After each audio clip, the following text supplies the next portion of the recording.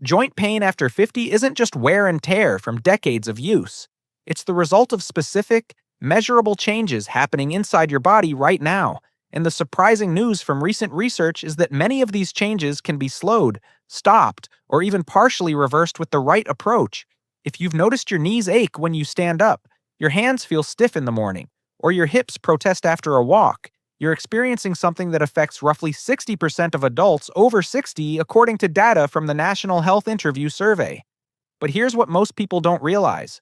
Much of what we call inevitable aging in our joints is actually the result of reduced movement, not the cause of it. The reason this matters so much is that joint pain doesn't just hurt, it changes how you live. A 2019 study published in Arthritis Care and Research followed over 2,400 adults aged 50 to 79 and found that those with chronic joint pain were 3 times more likely to avoid social activities, twice as likely to have difficulty with basic self-care tasks like bathing and dressing, and significantly more likely to develop depression and sleep problems within just 2 years. Joint pain steals your independence in ways that creep up slowly. First, you skip the evening walk. Then you avoid playing on the floor with grandchildren. Eventually, you're turning down invitations because you're not sure if there will be stairs or how long you'll need to stand. The trajectory doesn't have to go that direction, but it does require understanding what's actually happening in your joints and what genuinely helps based on scientific evidence, not just folk wisdom or what worked for your neighbor's cousin. Most of the advice people receive about joint pain after 50 falls into 2 unhelpful extremes. Either you're told to rest completely and avoid anything that causes discomfort, which actually accelerates joint deterioration, or you're given the same high-intensity workout plans designed for 30-year-olds, which can genuinely cause injury in people whose tissues have changed. The real answer sits in a more nuanced middle ground that researchers have been mapping out carefully over the past 2 decades. To understand why your joints hurt more now than they did at 40, you need to know what's changed inside them. Your joints are where 2 bones meet, and they're designed with remarkable engineering. The ends of the bones are covered in cartilage, a smooth, slippery tissue that cushions impact and allows nearly frictionless movement. This cartilage is surrounded by synovial fluid, which acts like oil in an engine, lubricating the joint. The whole structure is held together by ligaments and moved by tendons that connect to muscles. After age 50, several things start to shift. The cartilage becomes thinner and less hydrated. It doesn't repair itself as quickly after micro-damage from daily use. The synovial fluid becomes less viscous, providing less cushioning. Muscles around the joints often weaken from reduced activity, which means the joints themselves absorb more impact with every step. The ligaments become slightly less elastic. None of these changes happen overnight, and none of them happen at exactly the same rate in everyone. But here's the critical piece that changes everything. These processes are not simply one-way streets. A landmark 2020 systematic review in the journal Osteoarthritis and Cartilage analyzed 56 different studies on exercise and joint health in older adults and reached a clear conclusion. Appropriate exercise doesn't just slow joint deterioration, it can actually improve the health of cartilage, increase synovial fluid production, strengthen the supportive muscles, and reduce inflammatory markers in the joint tissue itself. The joints you have at 60 or 70 can function significantly better than they do right now, but only if you give them the right inputs. The first principle that emerges from the research is surprisingly counterintuitive. Movement is medicine for joints, even when movement causes some temporary discomfort.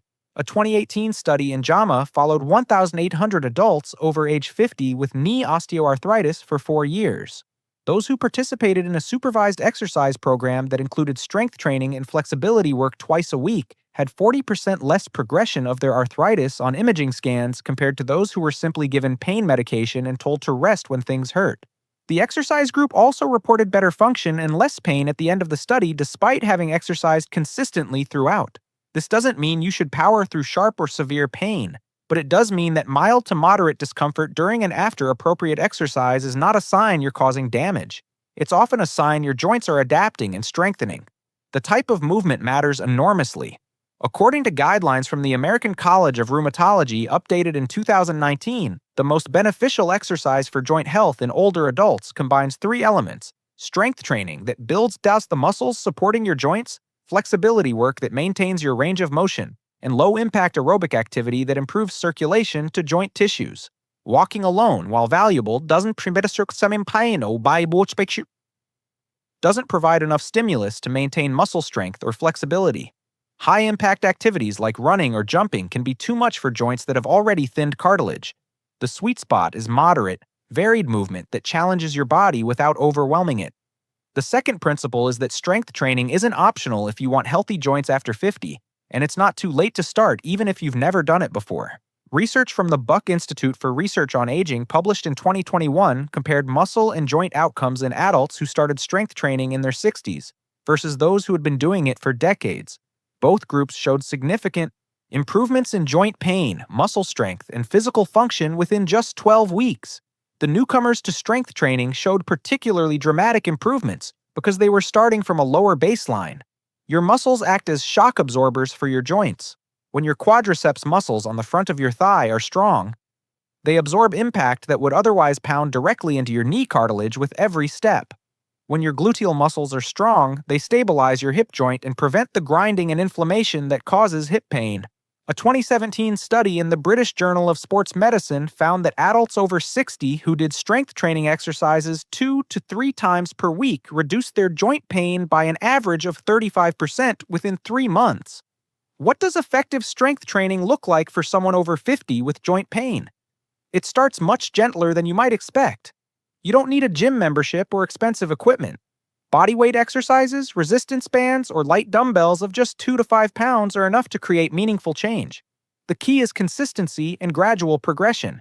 For your knees, simple exercises like seated leg extensions where you sit in a chair and slowly straighten one leg at a time, holding for a few seconds at the top, then lowering it back down, are remarkably effective.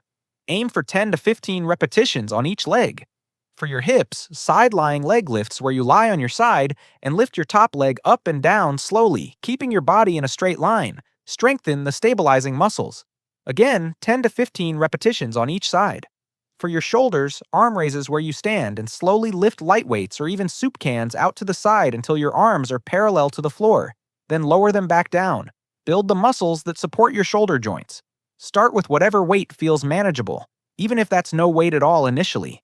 The critical rule for strength training with joint pain is slow and controlled movement. Fast, jerky movements create more impact and inflammation. Slow, smooth movements, where you count to 3 as you lift and count to 3 as you lower, allow your muscles to do the work and protect your joints. You should feel your muscles working and getting tired, but you should not feel sharp pain in the joint itself. If you do, reduce the range of motion or the resistance. Over weeks and months, you'll find you can do more repetitions, use slightly more resistance, or move through a fuller range of motion as your supporting muscles get stronger. The third principle is that flexibility and mobility work are just as important as strength for reducing joint pain, yet they're often completely neglected. As we age, the tissues around our joints naturally become less pliable. Tight muscles pull on joints unevenly, creating wear patterns and inflammation. A 2016 study in the Journal of the American Geriatrics Society found that adults over 65 who did daily stretching and mobility exercises had significantly less joint pain and better physical function than those who didn't, independent of whether they did other forms of exercise. The effect was particularly strong for hip, knee, and shoulder pain. Effective flexibility work for joints means gentle, sustained stretches held for 20 to 30 seconds, never bouncing or forcing. For your hips, a simple figure 4 stretch where you lie on your back, cross one ankle over the opposite knee, and gently pull that knee toward your chest releases tension in the hip joint. For your knees, a gentle hamstring stretch where you sit on the edge of a chair, extend one leg straight with your heel on the floor, and lean forward slightly from your hips until you feel a stretch in the back of your thigh helps reduce pulling on the knee. For your shoulders, a doorway chest stretch where you place your forearm against a door frame and gently turn your body away until you feel a stretch across your chest opens up the shoulder joint. Each of these should be done daily, ideally after you've moved a bit and your muscles are warm, never first thing in the morning when tissues are stiffest. The fourth principle involves inflammation, which plays a much bigger role in joint pain than most people realize. When cartilage thins and joints are stressed, your body releases inflammatory chemicals that cause swelling, pain, and further damage to joint tissues. According to research published in 2019 in the journal Nutrients, certain dietary patterns can either fuel this inflammation or calm it down. A study of over 3,000 adults with osteoarthritis found that those who followed an anti-inflammatory eating pattern had significantly less joint pain and slower disease progression over 5 years compared to those eating a typical Western diet high in processed foods, refined sugars, and saturated fats. An anti-inflammatory way of eating for joint health isn't complicated or restrictive. It emphasizes foods rich in omega-3 fatty acids like salmon, sardines, walnuts, and ground flaxseed, which reduce inflammatory markers in joint tissue. It includes plenty of colorful fruits and vegetables, particularly berries, leafy greens, and orange vegetables like sweet potatoes, which contain antioxidants that protect cartilage cells. It features olive oil as a primary fat source. Research specifically on olive oil consumption and joint health from a 2020 study in the journal Rheumatology found that adults who consumed at least 2 tablespoons of extra virgin olive oil daily had measurably less joint inflammation and cartilage breakdown.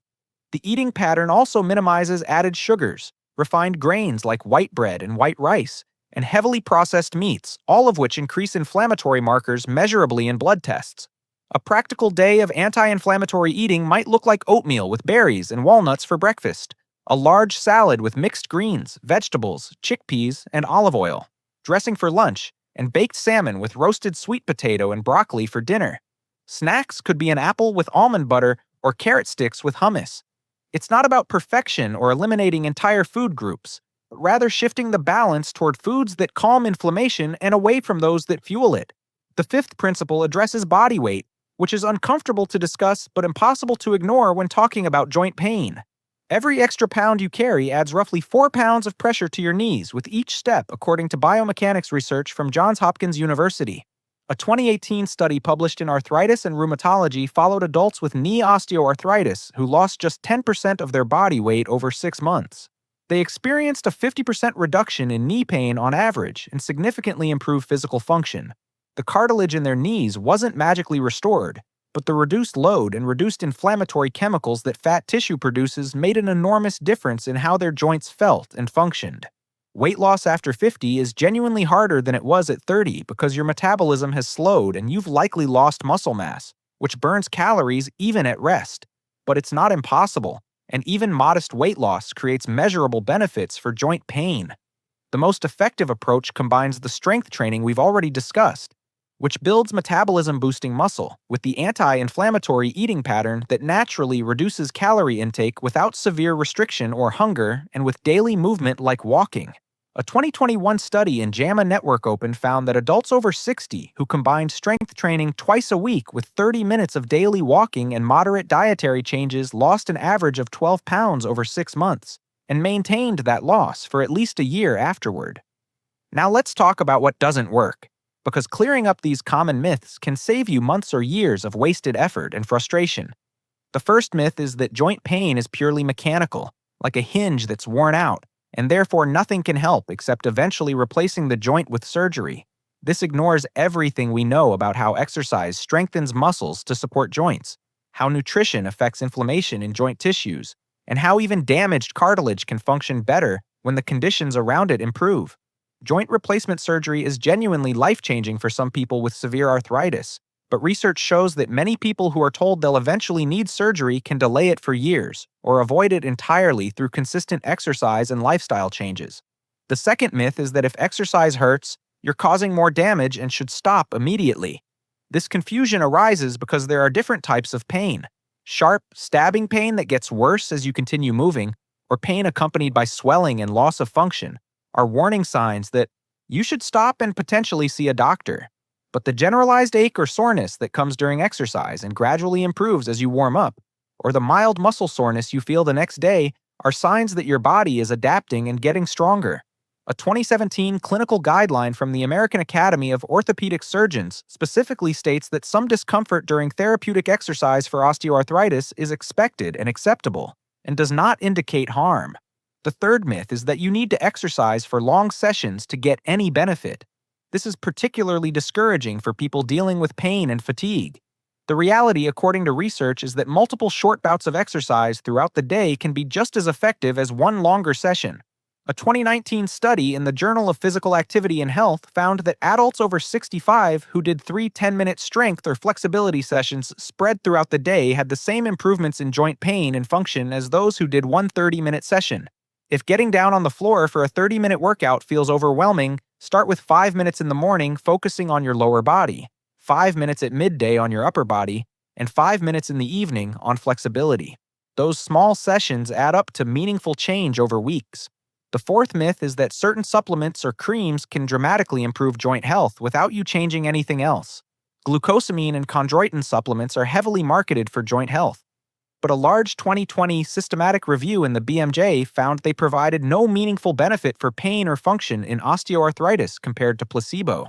Topical creams containing capsaicin or menthol can provide temporary pain relief, which is useful, but they don't address the underlying issues in your joints. The interventions that actually change outcomes in research studies are the ones that seem less convenient. Consistent exercise, weight management if needed, and anti-inflammatory nutrition. The fifth myth is that it's too late to make a difference after a certain age. This one is particularly harmful because it leads people to give up without trying.